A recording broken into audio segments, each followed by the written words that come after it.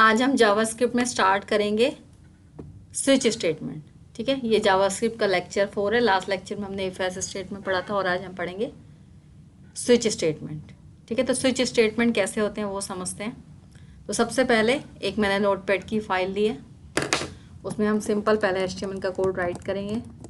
HTML start, HTML close, again head start, head close. उसके बाद हम डालेंगे टाइटल, टाइटल में लिखेंगे स्विच,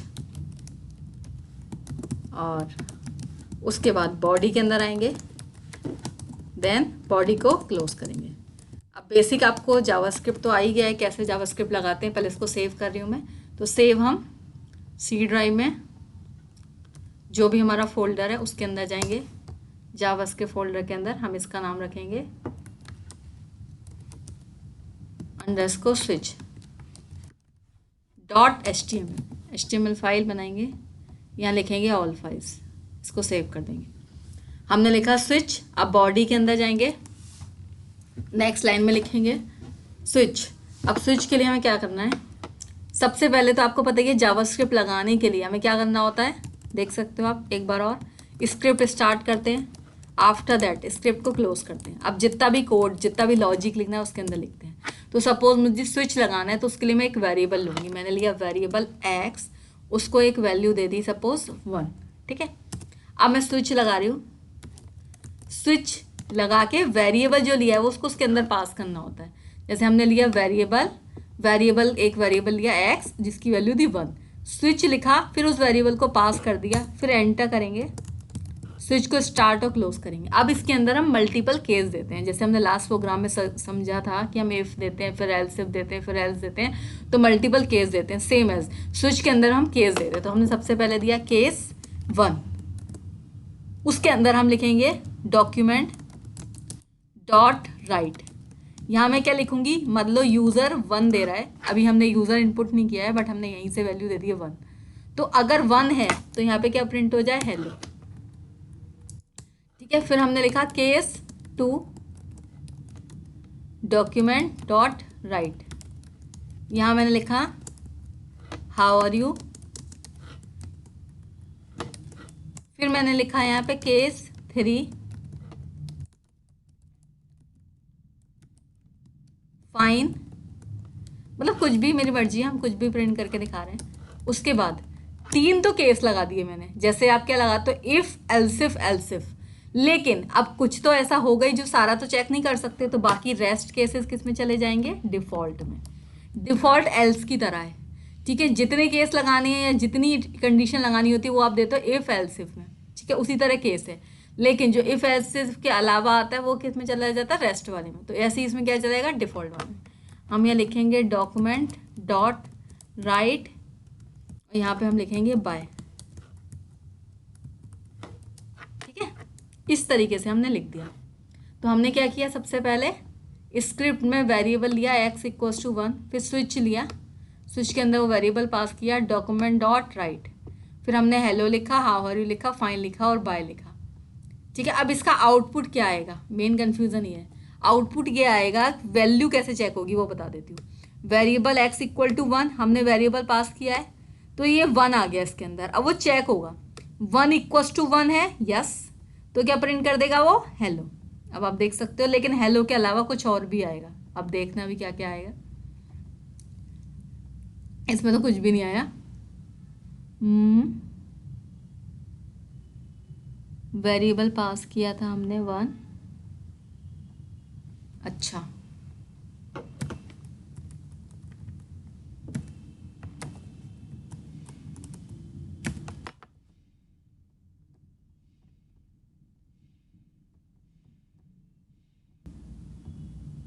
तो बेसिकली इसमें जो मिस्टेक है वो ये है कि हमने यहाँ वेरिएबल लिख दिया है, ये वेरिएबल है ना, हमें ये नहीं लिखना था, यहाँ पे हमें वेरिएबल जो है वो पास करना था x। अब आंसर सही आएगा।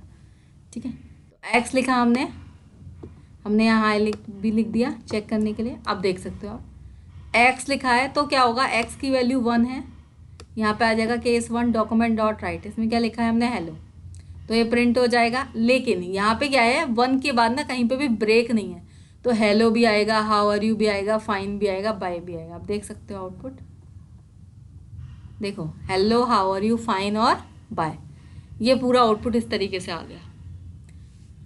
देखो सारी चीज़ें आ गई, एक बार और अच्छे से देखना है तो देख सकते हो। हेलो भी आ रहा है, हाउ आर यू भी आ रहा है, फाइन भी आ रहा है, भले वो एक साथ आ रहा है वो मैटर नहीं करता, बाकी सारे के सारा आउटपुट आ रहा है।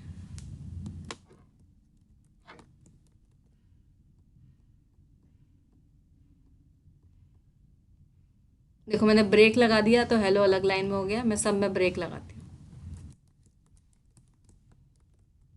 नेक्स्ट में नेक्स्ट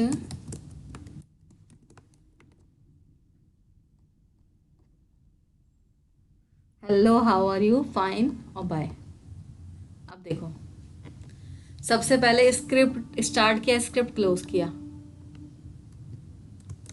स्विच एक्स पास कर दिया हमने वेरिएबल को। अब देखो 1 लिखा है ना यहाँ, तो 1 वाली वैल्यू 1 से मिल जाएगी, डॉक्यूमेंट डॉट राइट में हेलो प्रिंट हो जाएगा। अब आप सबके माइंड में ये क्वेश्चन आएगा कि ये चारों क्यों आ रहे हैं, ठीक है, क्योंकि फिर फायदा क्या हुआ 1 लिखने का, तो मैं आपको बता दूं यहाँ मैं 2 लिख देती हूँ।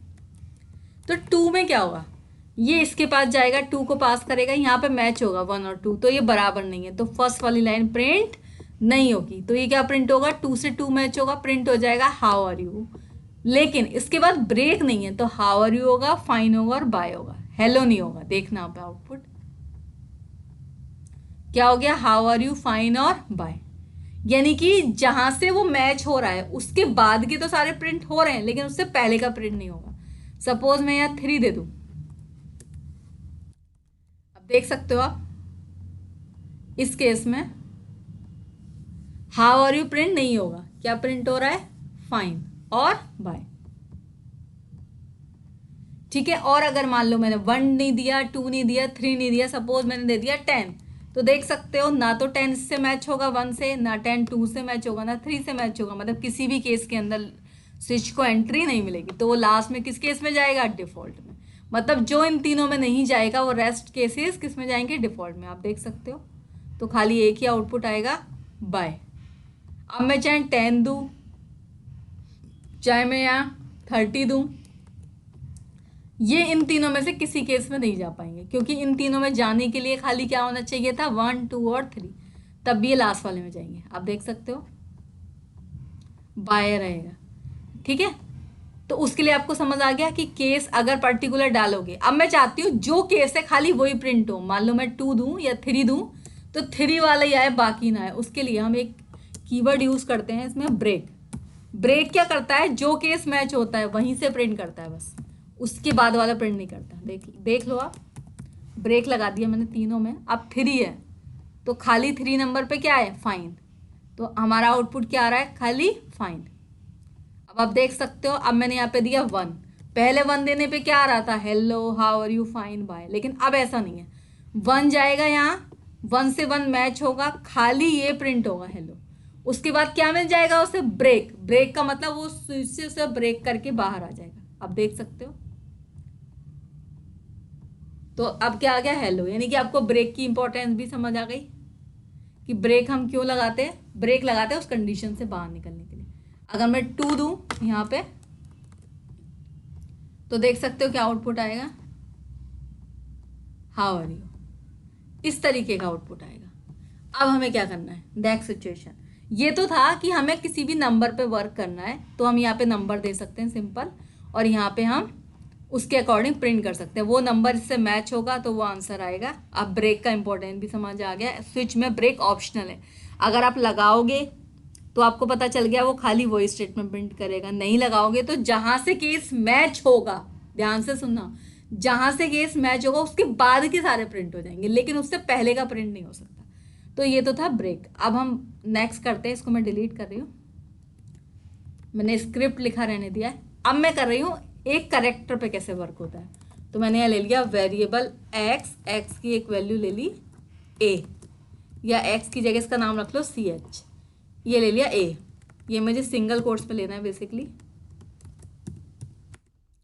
उसके बाद फिर मैंने स्विच लगा दिया, स्विच के अंदर CH को पास किया है, ठीक है, यानी कि इस वेरिएबल को पास किया है, फिर स्विच को स्टार्ट किया, आफ्टर दैट स्विच को क्लोज किया। नेक्स्ट मैंने लिखा केस। अब केस कैसे लिखा जाएगा, वहाँ तो हमने 1 2 3, यहाँ पे ऐसे ही लिखा जाएगा केस ए, फिर कॉलन, फिर आप यहाँ लिखोगे document dot right. Document dot right में भी आप मान लो ए केस है, पहला केस है, आप लिख दो हेलो, आपने लिख दिया। फिर आपने ब्रेक लगा दिया, अब तो ब्रेक आप समझ ही गए हो, मैं ब्रेक हटा के भी बताऊंगी बाद में। फिर हमने लिखा बी केस, फिर हमने लिखा डॉक्यूमेंट डॉट राइट, यहाँ पे हमने लिखा हाउ आर यू, फिर ब्रेक किया,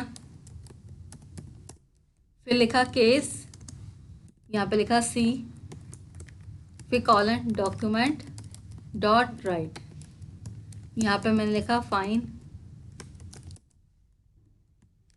और फिर यहाँ पे ब्रेक। उसके नेक्स्ट है डिफ़ॉल्ट, यहाँ पे लिखा डॉक्यूमेंट डॉट राइट, और यहाँ पे लिखा मैंने bye.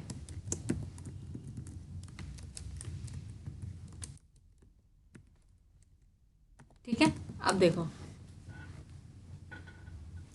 Document dot right hello, फिर ब्रेक।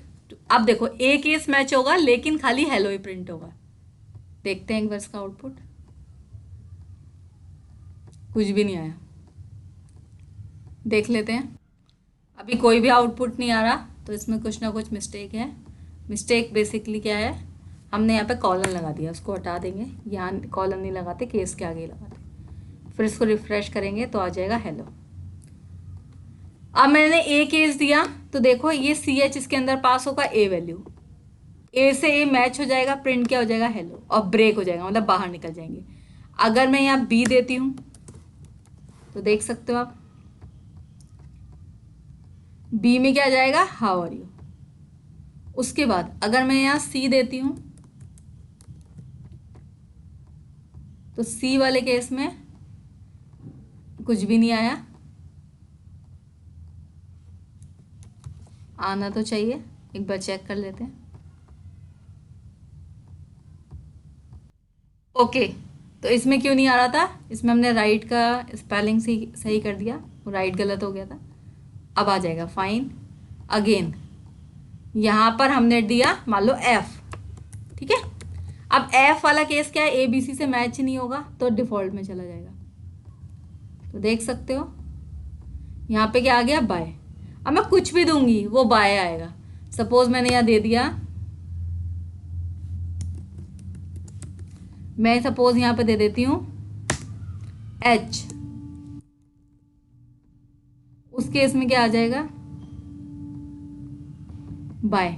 जितने भी रेस्ट हैं अल्फ़ाबेट्स उन सब में क्या आ जाएगा बाय, ठीक है। ए में होगा तो हेलो, बी होगा तो हाउ आर यू, सी होगा तो फाइन, अदरवाइज जितने भी केस है सब में। अब इस केस में अगर मैं ब्रेक हटा दूं, मैंने सपोज ब्रेक हटा दिया,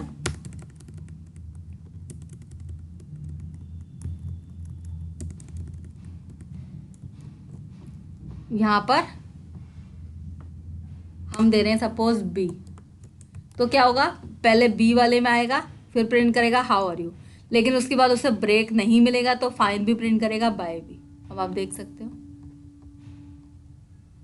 how are you fine bye एक ही लाइन में आ रहा है। मैं बी आर लगा देती हूँ यहाँ पे,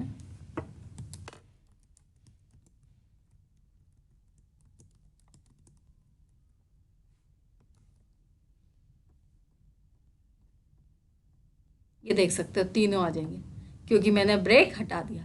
तो इस तरीके से हम स्विच यूज़ करते हैं, बट स्विच पे या इफ एल्स पे काफ़ी क्वेश्चन होते हैं इस पे बेस्ड, जो आप कर सकते हो।